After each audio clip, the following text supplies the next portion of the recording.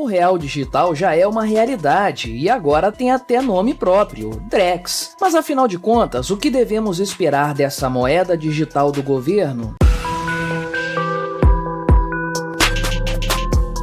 Este é o Visão Libertária, sua fonte de informações descentralizadas e distribuídas. Este artigo foi revisado por historiador libertário, escrito, narrado e produzido por mim, Quinta Essência. A predita besta do apocalipse foi liberada. O real digital finalmente vai conhecer a luz do dia. O Banco Central acabou de divulgar o cronograma de implementação do CBDC brasileiro, o tão aguardado real digital. E sim, essa moeda virtual brasileira já tem até um nomezinho pomposo, Drex, sigla para Digital Real X. Sim, eu sei, esse nome não faz o menor sentido, mas não me culpe, não fui eu quem deu esse nome ridículo para a moeda. De qualquer forma, a expectativa do Banco Central é de que o tal Drex seja disponibilizado para o grande público até o fim do ano que vem. O real digital vem sendo tratado nos corredores da autarquia comandada por Campos Neto como o primo do Pix. Sim, o Pix foi o primeiro estágio para a implementação do real digital, uma espécie de teste para a adoção definitiva do Drex. Para nós, libertários, isso não causa qualquer surpresa, mas ainda vamos chegar nesse ponto. Segundo o Banco Central, o Drex poderá ser trocado por papel moeda e vice-versa. De forma geral, o acesso ao real digital se dará por meio de carteiras virtuais, disponibilizadas por bancos e outras instituições financeiras como as fintechs. O objetivo alegado pelo Banco Central para a criação do Drex é muito simples: baratear as transações financeiras e incluir mais gente nesse mercado. O real objetivo, porém, já é bem conhecido por todos nós. Daqui a pouco falaremos sobre ele. Outro ponto bastante curioso sobre o Drex é que ele supostamente vai funcionar com um modelo próprio de blockchain, como as criptomoedas, mas com uma alegada vantagem muito maior em relação ao Bitcoin e outros ativos digitais. Ele será garantido pelo governo. Me diga se não é mesmo uma maravilha esse tal de Drex? E se você quiser saber o que fazer para ter acesso a esse dinheiro digital, a coisa é muito simples. Você precisará entregar suas cédulas físicas para receber em troca o valor equivalente em Drex. Olha o perigo batendo a porta. Para resumir as motivações do Banco Central para a adoção do real digital, vamos transcrever um trecho da nota oficial publicada pela autarquia. O real digital é uma expressão da moeda soberana brasileira que está sendo desenvolvida para dar suporte a um ambiente seguro onde empreendedores possam inovar e onde os consumidores possam ter acesso às vantagens tecnológicas trazidas por essas novas ferramentas, sem que para isso precisem se expor a um ambiente financeiro não regulado. Em outras palavras, trata-se do governo se aproveitando da tecnologia para regulamentar ao máximo o setor financeiro e, é claro, o nosso dinheiro. Diante de todo esse cenário potencialmente catastrófico para a liberdade econômica do indivíduo, uma coisa é certa: ninguém pode dizer que nós não avisamos sobre esse perigo. Na verdade, desde que o Pix foi anunciado, essa realidade inevitável já estava às claras. Nós, inclusive, estamos prevendo essa hecatombe monetária há muito tempo. Veja o nosso vídeo intitulado O que muda com o Pix para você entender esse meu ponto. O link está na descrição.